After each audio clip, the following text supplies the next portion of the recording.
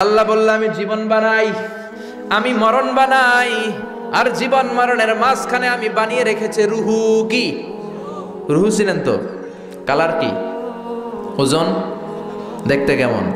কোনোদিন দেখেছেন কি? মানুষ সব বানাতে পারে, রুহু বানাতে পারে।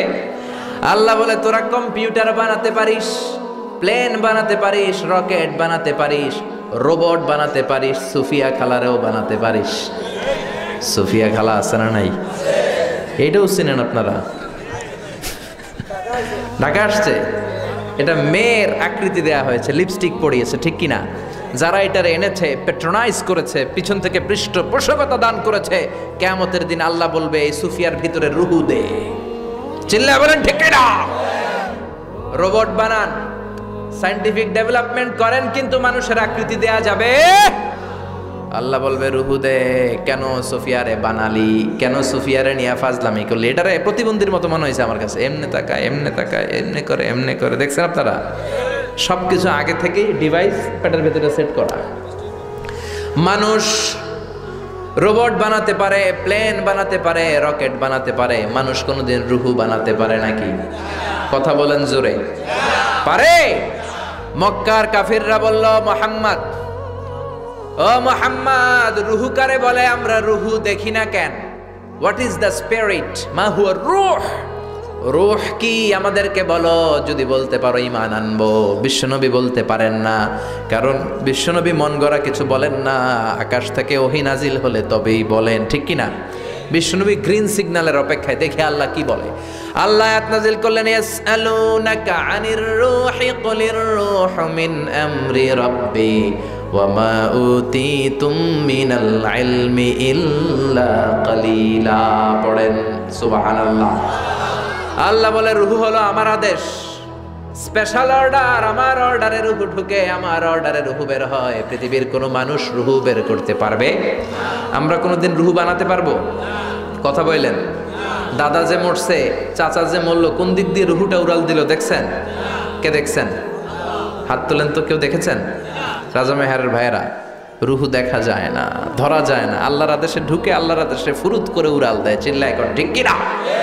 আল্লাহ বললেন রুহু বের করতে পারবে না, আবিষ্কার করতে পারবে না। ইউনাইটেড স্টেটস অফ আমেরিকার এক মেডিকেল সায়েন্টিস্ট, সে চ্যালেঞ্জ নিয়েছে যে কোরআন বলে রুহু খুঁজে পাওয়া যায় না, আমি রুহু বের করব। কি বের করব? এই রুহু বের করে আমি নোবেল প্রাইজ পাবো, নোবেল লরেট হব। তো 7 বছর সে গবেষণা করছে মুমূর্ষু রোগীদের নিয়ে, মাগার রুহু খুঁজে পায় না। তারপর তার মাথায় চিন্তা আসলে, এক কাজ করি, গ্লাস ফিটিং করা একটা ছোট্ট ঘর বানাই, বুলেট প্রুফ গ্লাস, মানে গুলি মারলেও গুলি ঢুকবে না। আমাদের মাননীয় রাষ্ট্রপতি মহোদয়, প্রধানমন্ত্রী মহোদয় যেই গাড়িগুলোতে চড়ে, এগুলো বুলেট প্রুফ, গুলি মারলে ঢুকে।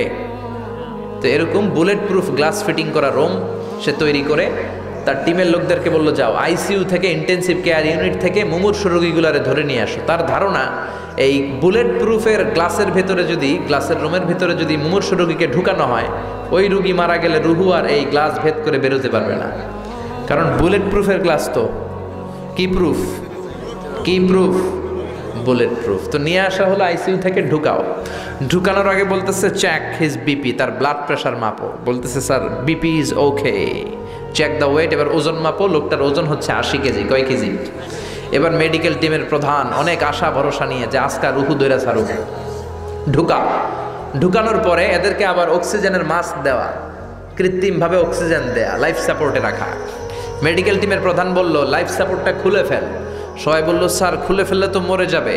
টিমের প্রধান কয় মারার জন্যই তো আনছি, না মরলে রুহু পামু কেমনে? তো লাইফ সাপোর্ট খুলে ফেললো, বুলেট প্রুফের গ্লাস ফিটিং করা রুম আটকে দেয়া হলো। অক্সিজেনের অভাবে ছটফট ছটফট করতে করতে লোকটা শেষ, লোকটা ময়রা ভূত হয়ে গেছে। এবার মেডিকেল টিমের প্রধান রুহু খুঁজে ডানে বায়ে, কিন্তু রুহু তো পাওয়া যায় না, রুহু পাওয়া যায় না। এবার গ্লাসের দরজা খুলে মুমূর্ষু রোগীটা মরে গিয়েছে, মরা লাশ বের করে হাত দিয়ে গ্লাসের ভিতরে এরকম খোঁজা শুরু করছে। রুহু কি খোঁজে? রুহু বুঝে এমনি ধরা যায়? দেখে টাকি মাছ হাতানোর মতো কথা বলে, খুঁজে পাওয়া যায় না। সে বললে একটা কাজ কর, চেক হিজ বিপি। বিপি মাপতো, স্যার মরে গেছে তো কোনো বিপি নাই, মানে এই যে অলিন্দ নিলয় সিস্টোলিক ডায়াস্টোলিকের যে ধাক্কা, এটা নাই, মরে গেছে। কিন্তু মরার পরে মানুষের ওজন থাকে কি থাকে না? মরার আগে এই লোকটার ওজন ছিল কয় কেজি? 80 কেজি। এবার ওজন দিয়ে দেখা গেল লোকটার ওজন হয়ে গেছে 78 কেজি। কয় কেজি কমছে? কয় কেজি? মেডিকেল টিমের প্রধানকে আমি পাইছি, সবাই কয় কি পাইছেন? কয় ওইটা। কোনটা? কয় রুহু। কেমনে পাইছেন? কয় মরার আগে ছিল 80 কেজি, মরার পরে 78 কেজি, কমছে 2 কেজি। তার মানে যেটা উড়াল দিছে ওইটাই 2 কেজি। মানে কিছু একটা তো পাইছে, রুহু না পাক, কিছু একটা হিসাব মিলানো গেছে না? তা না হলে মরার আগে 80, মরার পরে 78 হবে কেন? কিন্তু সায়েন্সের সিস্টেম হচ্ছে একটা এক্সপেরিমেন্ট করেই আপনি ফাইনাল জাজমেন্ট দিতে পারবেন, আরও কিছু নমুনা সংগ্রহ করতে হবে।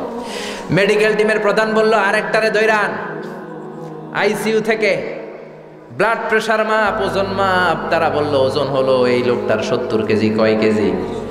আবার গ্লাস ফিটিং করা রুমের ভিতরে ঢুকায় দিল, লাইফ সাপোর্ট খুলে ফেল, অক্সিজেন নাই। এই লোকটাও ছটফট করে মরে গেল। এইবারও রুহু খুঁজে, রুহু নাই। আবার বের করছে মরা লাশ, চেক হিজ বিপি নাই, কিন্তু ওজন আছে না? নাই। মরার আগে লোকটার ওজন ছিল কত? 70। এবার ওজন দিয়া দেখে হয়েছে 71। এবার বাড়ছে না?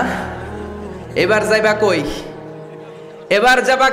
আগেরটা 2 কেজি কমলো, আসার একটা জায়গা ছিল, এবার বেড়ে গেছে 1 কেজি। আল্লাহ কয় কিয়ামত পর্যন্ত তুই ঢুকাবি আর বাইর করবি, কিন্তু রুহু খুঁজে পাবি না। ঠিক কি না? ইয়াসআলুনাকা আনির রূহি কুলির রূহু মিন আমরি রাব্বি ওয়া মা উতিতুম মিনাল ইলমি ইল্লা কালিলা। দুনিয়াতে সব বানাতে পারবা, শুধু রুহু ছাড়া। কি ছাড়া? মানুষ মরে গেলে এক একজনের এক এক দশা। কারো শরীর খিচুনি দিয়ে মরে গেলে শক্ত হয়ে যায়, গ্যাসগুলো বন্ধ হয়ে যায়, কারোটা ফেসফেসে হয়ে যায়, হাত পাগুলো ঢিলা হয়ে যায়, পেটের গ্যাসগুলো বের হয়ে যায়, কারো ওজন বেড়ে যায়, কারো কিছু কমে যায়। এই বাড়া কমা দিয়ে রুহু খুঁজে পাওয়া যায় না। রুহুর মালিক হলেন একজন, তিনি কে?